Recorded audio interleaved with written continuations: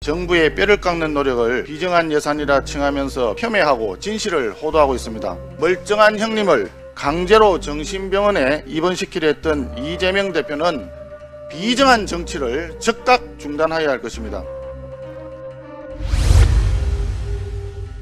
민주당이 자신들이 망쳐놓은 재정의 건전성을 회복시키고 재정 운용을 정상화하기 위한 정부의 뼈를 깎는 노력을 비정한 예산이라 칭하면서 폄훼하고 진실을 호도하고 있습니다. 비정한 것은 이번 예산이 아니라 이재명 대표와 민주당임을 자각하여야 할 것입니다. 권성동 원내대표께서 살아있는 편법 교과서라고 칭했습니다마는 멀쩡한 형님을 강제로 정신병원에 입원시키려 했던 이재명 대표는 비정한 정치를 즉각 중단하여야 할 것입니다. 청년 일자리 사업 일부 삭감되었습니다. 그러나 이는 문재인 정부가 정부 예산으로 겨우 유지하던 빈 강의실 불끄기 같은 단기 알바성 일자리 예산을 줄인 것에 불과합니다.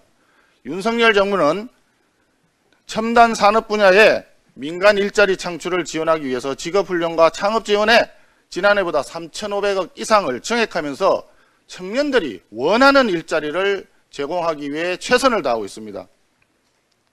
특히 사회복지 지출은 전년보다 5.6% 증가했는데 이는 문재인 정부 마지막 예산 증가율보다 높은 수준입니다.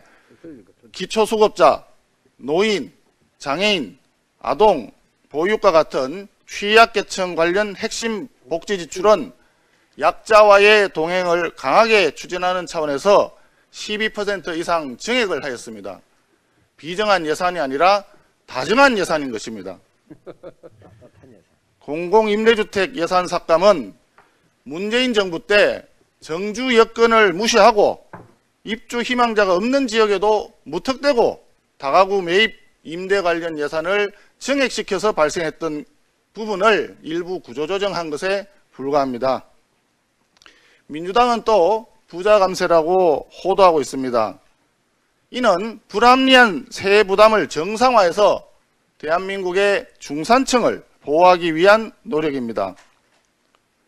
모든 국민들이 다 잘 알고 계십니다. 양도세와 종부세 중과는 과도하게 징벌적인 부담이었으며 1세대 1주택자에 대한 종부세 부담 완화는 문재인 정부에서도 추진했던 예산 세제 개편이고 이재명 당시 후보도 공약에 넣었던 사항입니다. 마지막으로 지역화폐입니다. 지역화폐는 원래 지자체 사업으로 코로나19 때문에 한시적으로 국고보조를 늘렸던 것입니다. 그러나 그 지역화폐는 효과가 없다는 것이 국책연구기관인 조세연구원의 보고서에도 나와 있고 또 지역화폐의 운영 대행사인 특정 회사와 상당히 문제가 있다는 정황이 드러나기도 했습니다. 이제 과다하게 늘어났던 1조 2,500억 수준까지 무분별하게 늘렸던 지자체 자체 사업의 취지에 맞게끔 지방자치단체에서 자체적으로 추진하도록 정상화하고자 하는 것입니다.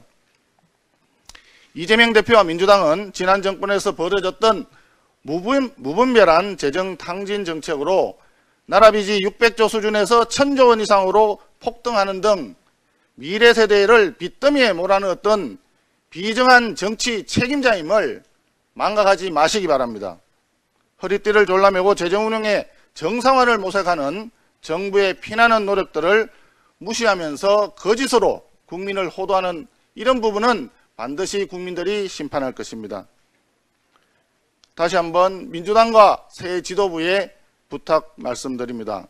자신들의 잘못을 가리기 위해 현 정부를 탓하는 손바닥으로 하늘 가리기식 비판은 이제 멈추어 주시고 오로지 국가와 민생, 미래를 위한 정부의 재정운용 정상화에 적극 협조해 주시기를 바랍니다.